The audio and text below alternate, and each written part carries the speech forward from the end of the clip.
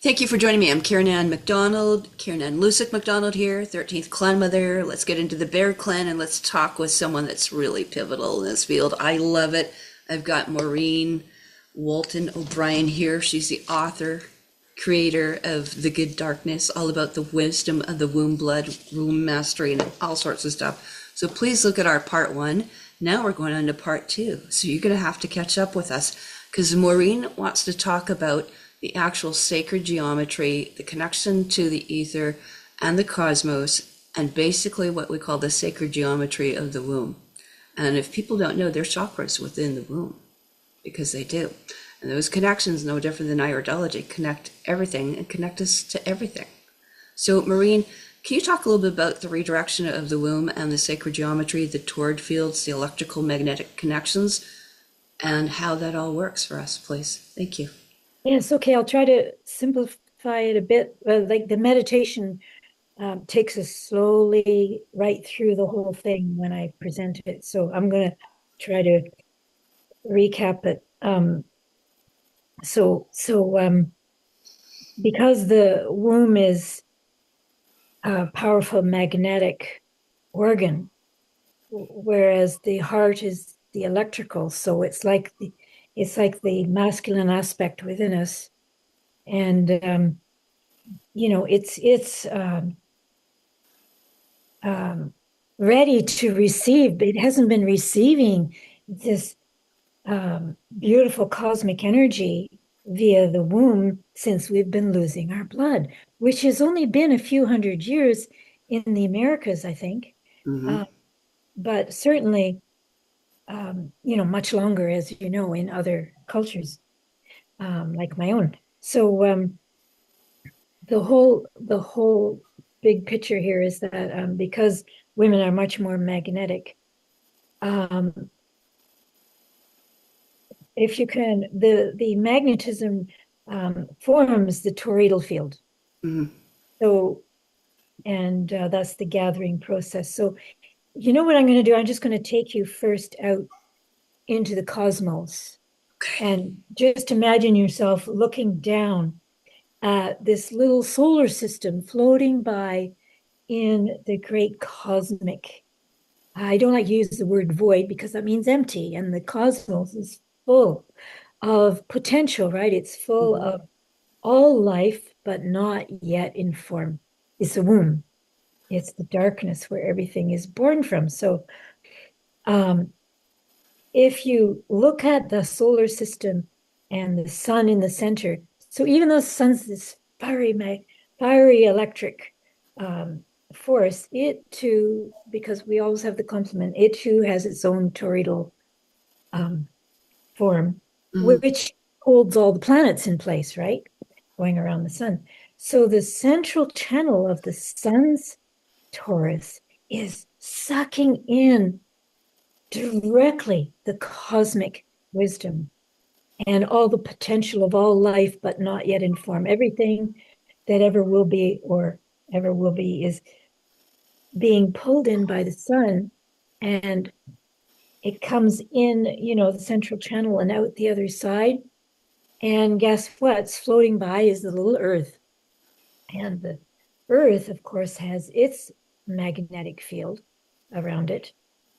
And it has the central channel, and it sucks directly in those cosmic energies thrown at us by the sun. So it's coming pretty direct without any interference Mm-hmm. right into the Earth's toroidal field, which we call the ethers, right? Always flowing by the surface of the Earth, like through the central channel, out the other end, and around and around. And these are very pure. They're traveling at such incredible speed and momentum. Right. They hardly have time to pick up Yep. all the stuff, Yep. all the negativity, all what's going on in Earth. I mean, it's always flowing. And Don Juan, so I remember reading that he said um, somehow women have direct access to the cosmic wisdom, but we don't really know how. And I think this is it, because now if you can imagine yourself with your own horizontal, your own Taurus, horizontal one, standing on the earth, and you just, no matter which way you're facing, you're going to be receiving those ethers directly into your womb. I got that image again. Is that in the right? Perfect. Yeah. Yeah. Right there is perfect. Yeah. Okay, you can see the horizontal Taurus is much larger than the vertical masculine one that connects with the solar and earth realm. So we got solar, earth, vertical, and cosmic ethers horizontal. I don't know the scientific technology yet of why the human Taurus, at least the woman's Taurus, both those, all four of those cones are converging into the center, but they're all converging in and creating this powerful 0 point in the center that we can move at will, up or down. Mm-hmm. And if we're moving it with our breath and our intention into our womb, it is full of that very non-human, very cosmic. It doesn't carry any karma or any ancestral. That's what I think is very unique about women. Like, we carry the source, whereas the men carry the finishing. They're the heart predominantly. They're the manifesting principle. So I think that's why we used to be amazing partners, where we would feed the men and they would be able to build things like pyramids and whatever is happening, whatever magical things have been built on the earth, because they were listening to us and receiving from us this cosmic wisdom. Mm-hmm. Mm-hmm. So then the actual meditation is about how we redirect, we take that 0 point that's formed Mm-hmm. and begin to lift it with intention, and with that lower cone of energy in the vertical system, we begin to lift it. And there's lots of tools, there's tuning forks, there's so much you can use to lift that 0 point. And once it, no, well, I mentioned before briefly that it's not coming up the central channel to get confused with the Kundalini, because it's physical blood. It's coming up the right vena cava, apparently, Mm-hmm. to the kidney, which Right. does carry frequencies. Absolutely. And then it's coming to the heart, and then it's marrying with the electrical energy. And I think the heart is so relieved to be finally receiving again the cosmic energies. And because the heart, is more connected to the solar and the worldly world and the emotions, where the womb wouldn't have emotions. It would just have the compassion, free of human drama, right? It's just Right. pure. And then that would really calm the person in the heart too, right? Then that's as far as the Kiro. That's as far as, how can I say, what was left of the Kiro system when I received it. But then, if I can add, now I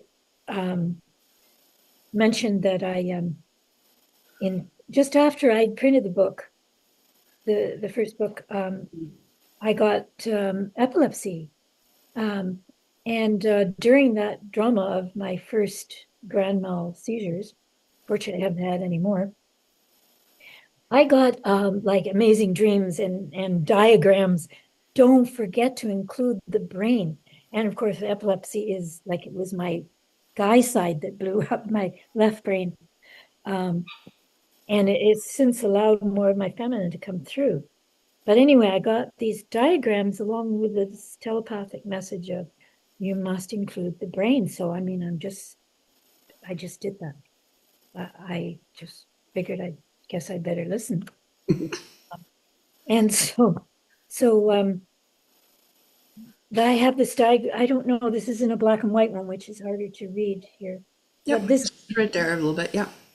is not in the book because I've done this since. you know, it may be in the second book, but shows how it's, how it comes up the left side of the body and then over to the right side after the heart is coming up the artery up to the pineal and then to the left and right sides of the brain. So I think that's when you would reach full awareness, Hmm. you know, on Or a diamond rainbow body lotus thing, whatever we want to call it. yeah. I think that it again it's in frequency. So whether like what I do is biofeedback because I can use unlimited frequencies, not just limited to a few sounds by tuning forks and stuff like that. But nonetheless, some of these pure isochronic tones also help. I think in raising. And I I noticed a lot of it when I do biofeedback, people can feel the tingling and the movement or things are starting to reconnect, right? So I think it's really huge. You mentioned I about the think sound in meditation. yes, but I have to keep in mind that there's this physical blood too moving up. No, Exactly. The not I. frequency. Are you saying that the physical blood and the frequency is the same? What are you saying? Well, what you're doing is you can change the actual blood, right? It's like, do we have a solid, silver, or do we have a colloidal silver? Or do I have a nano silver or a femi silver or a penta? There's different frequencies, just like we would have the solid to the liquid to the gas. Oh, And within those, the physical blood. There's right. so And then literally, even with that, what you're doing is you're crossing what we call the blood-brain barrier, right? So that's why a lot of the essential oils, or you could take amber, like a crystal, like amber, and turn it into an essential oil, or frankincense is resin as opposed to plant stuff. But a lot of the trees with their resins, frankincense, cedarwood, and myrrh and yeah. sandalwood all cross the blood-brain barrier. That's why they were used for healing or always I kept people in a state of enlightenment, and for okay, delivery. what do you mean it crosses the blood-brain barrier? Well, there is a barrier around the brain, right? So Oh, the different frequencies, and only certain substances can do that. That's why when they take a pharmaceutical, which is really a black magic sorcery, it calcifies the third eye. So anyone that was taking technically pharmaceuticals, what they would say could never ascend into the heavens because they would have them blocked off here. So it would basically calcify, just like fluoride would be. But when we started using essential oils, because all the food on the earth is only about what we call 30 megahertz, essential oils like spruce and pine is for the pineal gland, like just like frankincense is, it crosses the blood-brain barrier. In other words, it goes to the sixth, seventh, and opens those gateways to the eighth, ninth, and the other chakras as well, the reconnections. so are you saying that these oils could penetrate right into the Yeah, bloodstream? they do. I can take any Right. essential oil, put them on anyone, and I can see it on live blood and on my machines within minutes, Okay. right? So you're not only oxygenating, but it chelates out toxins that shouldn't be there. A lot of people aren't aware of it. So it's not just oxygenating the brain, the blood, and whatever. It literally is chelating out foreign materials. It's one of the best things for taking out toxins, detoxing, is essential oils. So I wonder if this is something that would be good to do before one starts to redirect that cosmic Always. energy, Yeah. because you wouldn't want to play with the cosmic energy, or would you? You would want to No, get. it would enhance it. That's why they always used it for part of their Okay. meditation. So they would use that even if I go to meditate. I mean, frankincense, I mean, I like more wood stuff, like, so if pine fir, I've actually made a blend of every wood that I have. So it's got frankincense and cedar wood and sandalwood and, spruce and all those wonderful things in Idaho, black spruce, whatever. And those to me, why they use that. That's why the most important things they had weren't banking, they were storage houses of essential oils, in here. And that makes total sense, whether people go along with scriptures or just look at, history or our story. Even for that, I've used with women during, pregnancy, and that why did they put the umbilical cord? Why did they anoint the children immediately after they were born? Was with essential oils, right? So you know what I'd like to add to that is that um, I ordered from you the Western cedars Hmm. essential oil, right? And you know what it did? And I've used it now for a month, and it dispelled my petite mouth. Exactly. That's what I was saying when we got into that. That's why, as an aromatherapist, but also the biofeedback, as we scanned you with the biofeedback, looked at the energy, the aura, where the leaks were, every essential oil can raise you up. And the brain to work needs about, we'll just say 70 to close to 100 megahertz. There's not a food on this planet that will do that. You convert it into an essential oil, will cross the blood-brain barrier, and then that food, where it was a plant at, let's say, 30 megahertz, is now 800 or 1,000 megahertz. So as we get it more concentrated and smaller, similar, better than a homeopathic, that's why they work, because they can protect the brain. And that's why they used, whether we go into the, anointing with the, frankincense and myrrh on the children, by the three kings or the wise men or whatever we want to say, that was all done here, which is, I found interesting, because what they said is like, oh, those are a snake oil salesman, or we talk about the snakes in the Kundalini, we talk about the cosmos, the third month, our breasts and stuff. But what happens is when you actually get into those oils, they were actually, that's why when you look to the, I guess, pyramids, and you see the Egyptian mummies and stuff like that in sarcophaguses, they still have their skin because they were literally saturated with essential oils. So even those viruses, bacteria, funguses, that type of thing, and then protecting, especially the brain now with all this AI and 5G, 6G, 7G. 6G is inside, coming up through the ground, because we've changed from things coming at us with towers to now it's coming up through the ground with 6 and 7G. So I think that is exactly why. Once I get someone in there, scan them. Remember, my biofeedbacks will not only give me sounds to heal those parts of the brain, like brain surgery or etheric surgery. To me, it's soul retrieval.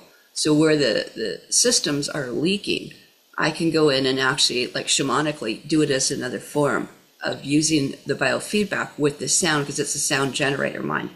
It's not just about using plasma or ether or rife or scale. It can go in and tell me, and then it can, similar to muscle testing, it can give me the sound of the frequency. So I gave you the sound of the cedarwood, the sound of the frankincense, the sound of the whatever I was doing, lavender, the sound of the St. John's, whatever I needed to do. It will give us those, which is really interesting, because if you're low in minerals, it will give you the sound of iron, the sound of zinc, the sound of magnesium, right?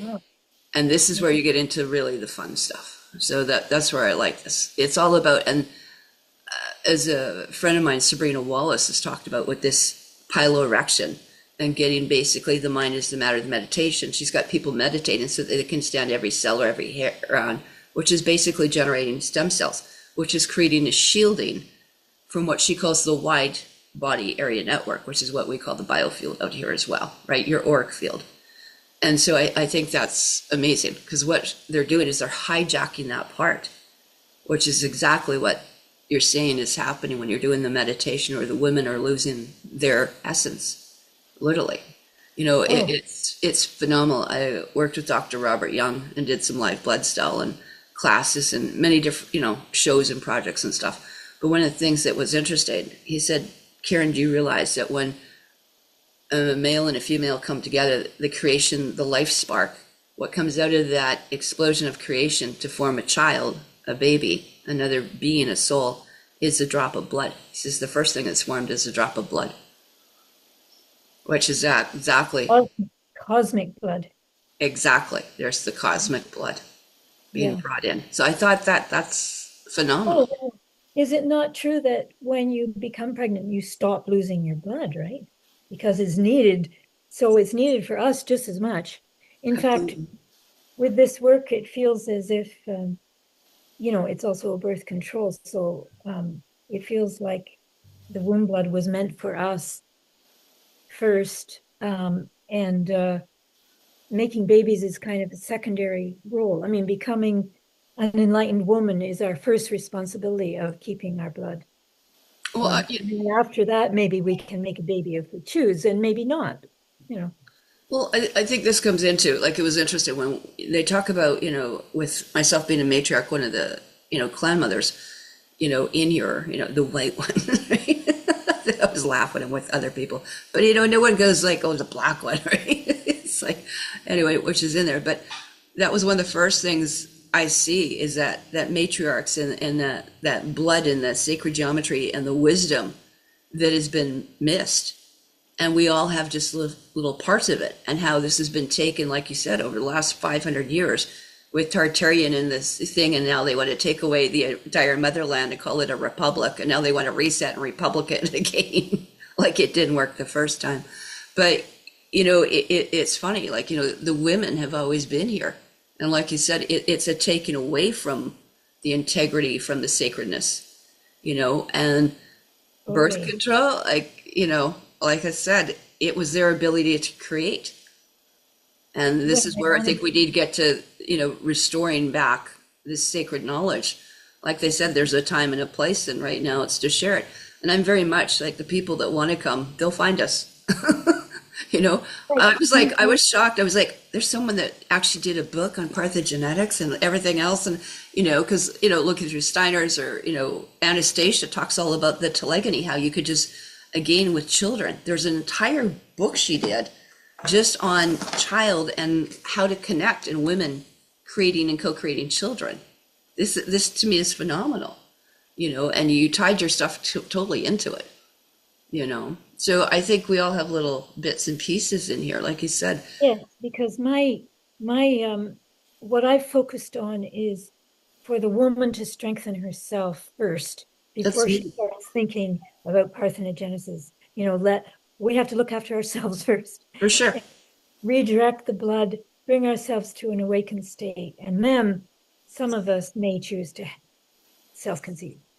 So I'm trying to take the focus away from just, but excuse me, I should say that it can happen, I think, by accident or different circumstances that a woman who is not aware and not enlightened can self-conceive. But unfortunately, the child dies very young, because I don't think it's the right way to do it.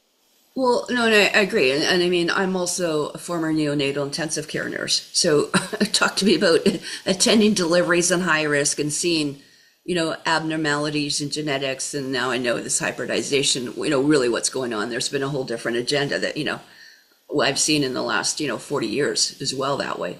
And so one of the things is that the women are not looking after themselves. I've always said, when people, I want to help, I want to do organic farms, I want to, be a healer. And I went, look after yourself first. You put that mask on yourself.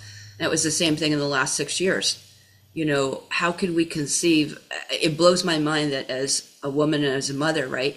We weren't even supposed to take an aspirin, let alone injecting foreign materials and foreign genetics of animals into us, and seeing what kind of a hybridization. And now we know with what they've done, they cracked that genetic code. This is what the whole last 6-8 years has been about, and seeing what it's done. A lot of it's like soulless, to look into that and seeing what's going on. We're more than just, as people think, containers or vessels or a vagina or something like that. That's the creation, and that's really what I think is so important. Is what you're bringing forward, is that you have to look after the sacredness. I mean, this is a temple to me. And Yeah. and when you defy the temple, those laws, and nature's law has always been there. The creator's law has always been there. They've always talked it scripturally even, that the women of the clan or the tribal women that kept their DNA there, and I'll talk the genetics in that sense as being pure, right? They didn't defile that. They knew what this was. People started defiling women, since they started their first nights, right? And dowries and stuff, right? They wanted to get that other set of genetics in, right? And that was the whole point of war, raping, and whatever else we want to say. But those women were always called angels, which I always thought was cool, because they called them the women of pure light, or the women of the great spirit, or the women of the creator. And they called them the angels, which to me also, you can play with it. They had the original angles, or the DNA was intact. That was the mitochondrial DNA, or what we call the church of the firstborn. And you could pass it to the men, but they could not pass it down. So we could give it to our children, but only the female lineage of the first female or the oldest female would get a different set of genetics. And they've been tracing mitochondrial DNA and haploids and genetics, and migration trails forever. And it's connected to the bloodlines, which is connected to what's your soul tribe, really, which I think is fascinating. So this, how did you, when you met with the women and you started learning about this meditation and how to come back into that and how to redirect that, that tied right into the, can you talk a little bit about the sacred geometry and the magnetic and the toroidal field? How that you see that that fills everything to me is, the bigger the energy, the bigger the field, the bigger the reconnection as well. And I can see that because I can measure it. I mean, in certain things, some of us can see energies and auras, some of us feel them. But I do like having sometimes the technology because it's quicker just to look at sometimes at some of my biofeedbacks and just see where are women losing their vital energy, and a lot of times that's why I got into women's health, right? So going into what we call the yoni or womb or steaming or using vaginal like herbs going directly into the womb, not just rectal suppositories and enemas, but they used the womb and the vagina as medicine. That's where they took their medicine up because it didn't have to get broken down through a digestive system. They actually took everything internally and they steamed, and you can see all these incredible things. I'll be able to say vagina in 20 languages by the time I'm done. A chai yolk. There's a word in every culture for the women steaming. Every tribe had a form that was passed down from those mothers that would teach, their tribes. And I think that's vital information that's been lost. Like the yoni steam to me and the pearls. And I mean, even as a nurse, we used to give rectal suppositories because it was absorbed 100%. Now, no one we're coming back finally to that, thing of the womb medicine right now. A lot of people talk about red tents and black lodges and they're dark lodges and they really don't know what that is. They've made it look like Lululemon, like, of what we're supposed to be doing. They've missed the integrity that you have brought to the forefront through, your wisdom and your ability to communicate it through not only art, but through your books as well. Could you talk a little bit more about those fields and those magnetics as you see that, or wherever you'd like to talk about or add that we haven't talked about yet? Yes, what I'd like to share is that as um, I don't know if that one is that got enough Yeah. contrast you can see it? Yeah, Yeah, perfect. It's gorgeous. that kind of shows that from another dimension how the horizontal is all around us. Yeah.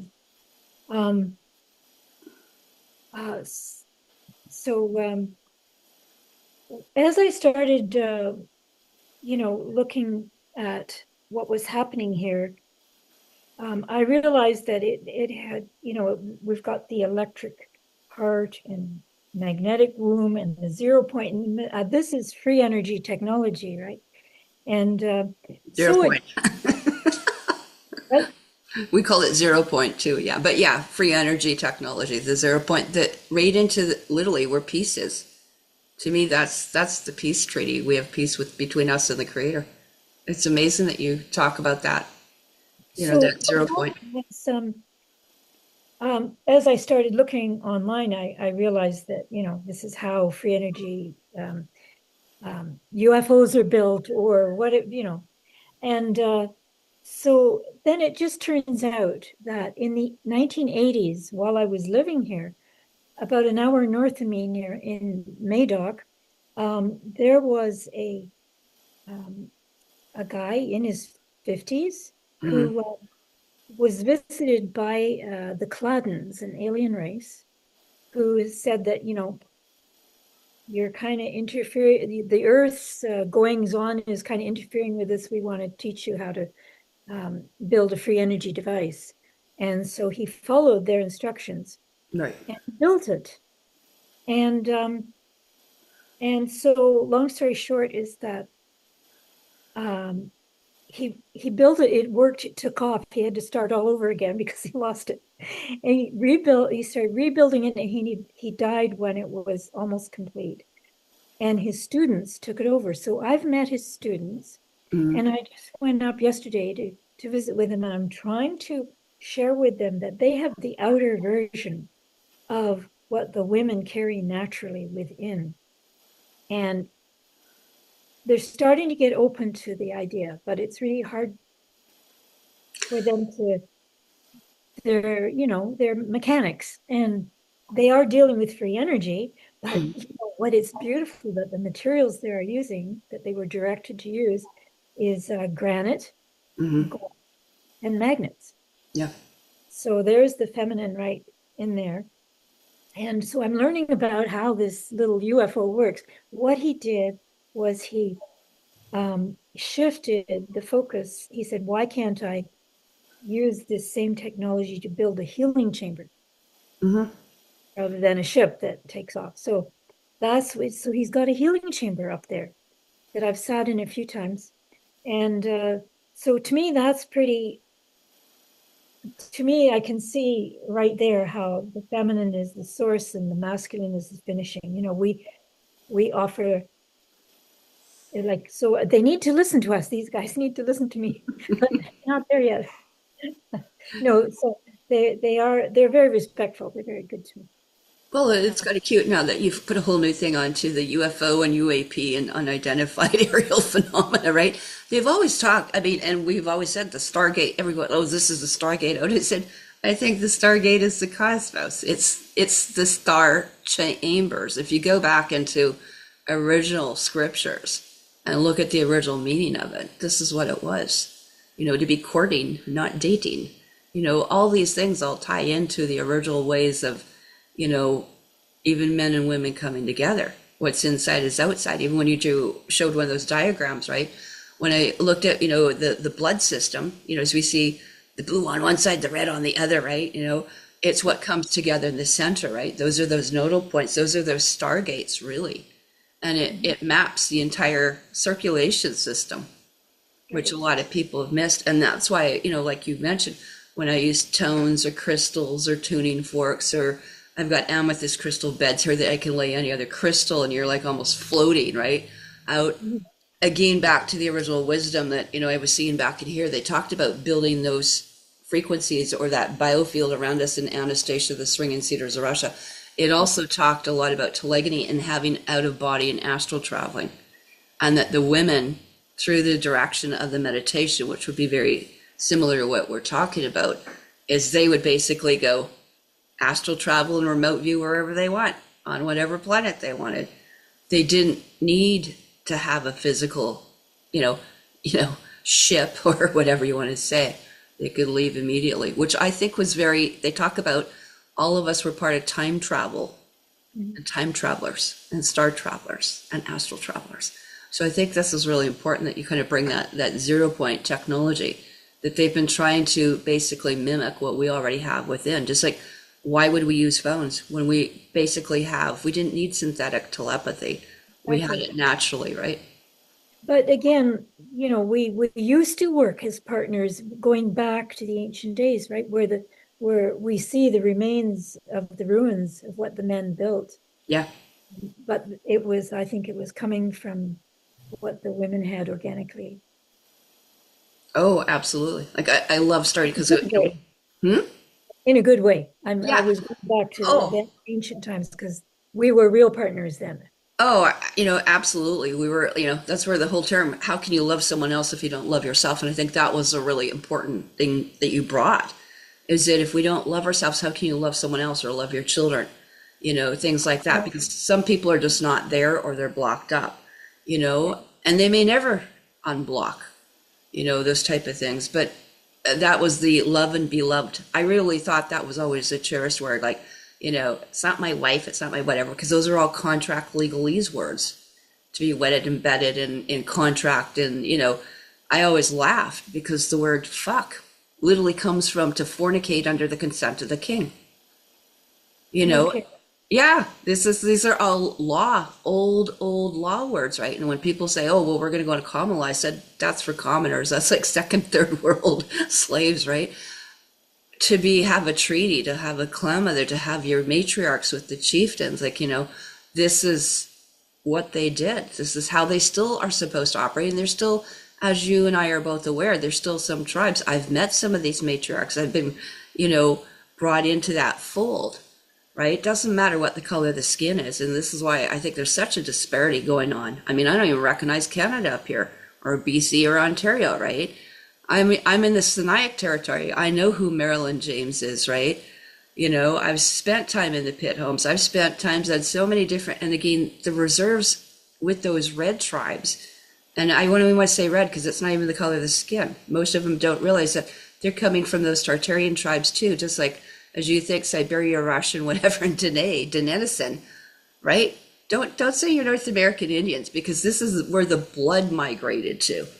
And I think this is the worst thing I see is the pitting, especially as they think Canadian with residential schools, is to disavow and just discard people because of the color of the skin.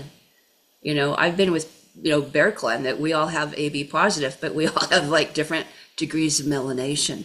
There's what, like 180 degrees of skin tones alone.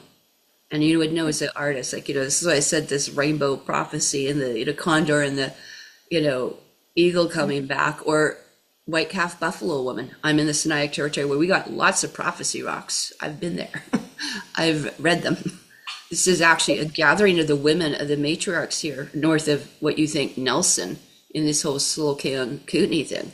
And that Sinaitic territory covered everything from Revelstoke down to basically Spokane. It's like, as people think, like probably a quarter of British Columbia is the Sinaitic territory alone that Canada doesn't recognize. Yet we have all the prophecy stuff up here. I've been on old pyramids, by the way, in the middle of the prairies that the original hereditaries cover up. Right? Oh, really? Yep. Yeah. The bounds and the reserves. No, when I grew up in Saskatoon, second largest medicine wheel in, basically the world is at Saskatoon. What you think by just north is probably 20 minutes from the University of Saskatchewan. Those are gates and temples, right? Which is why they've done a lot of mud flood and underground, deep underground, or DUMBs, deep underground military bases and bunkers all over that they started taking over since World War I and World War II. You said Right. there was a medicine wheel there. Yeah, I grew up, I was a protector of it. Yeah. So Okay, it's called I'm trying Wanasque to when. understand that I'm trying to understand. You said there was a medicine wheel, but then you started talking about pyramids. Well, there's pyramids north of that. Like I've been taken by some of the, Underground, you mean? You mean underground? they're above ground, but they're covered right now with dirt and stuff. But yeah, they're actually pyramids. They're pyramids all over, like as you think Canada and States, right? And then the chambers, and then also they're like snakes in the mounds and the star forts and all that. They're still around. I've been to some of them, Okay. But yeah, actually, one of the original chiefs, in there, like a lot of people don't realize, like a lot of these supposedly North American Indians are actually Palladians, right? They are actually, they say they're from the Star Nations. They mean they come out of the Palladians, the Seven Sisters, Snow Right. White and the Seven Dwarfs. Or when we talk about Bear Clan, Octarius, Ursa Major, Ursa Minor, ours Octarian, Tartarian. Where did they talk about that? Goldilocks and the Three Little Bears, right? Or the North Star, or Twinkle Twinkle Little Star. It's built all within a lot of our, childhood, stories and myths and legends and stuff, right? And that's That's why, I